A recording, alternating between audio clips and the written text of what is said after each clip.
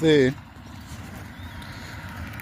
पिंपरा पाणी ते धडगाव रस्त्याचं डांबरीकरण करण्यात येत आहेत.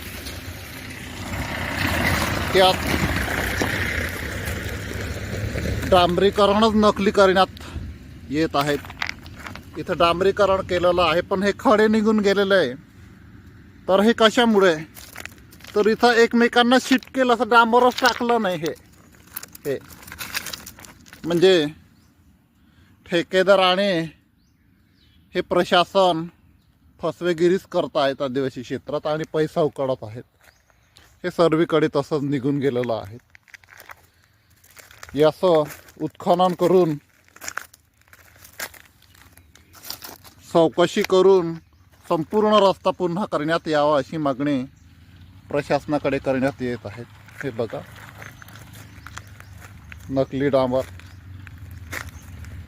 सर्वीकडे रस्ता तसाच झालेला आहे. म्हणजे पूर्ण रस्त्याचं काम हे नकलीच केलेलं आहे.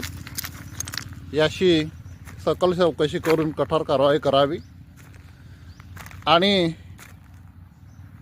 येथील शितळे म्हणून जे ठेकेदार आहेत, आधीपासूनच ते फसवेगिरी करत आलेले आहेत. त्यांना कोण प्रोत्साहन देतं?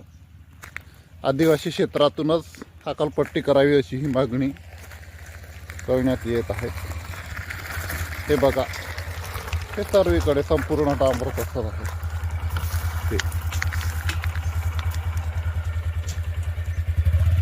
ही दयनीय अवस्था फसवेगिरीमुळेच होत चाललेली आहेत. हा प्रकार थांबवावा यासाठी रस्त्यावर उतरल्याशिवाय पर्याय नाही.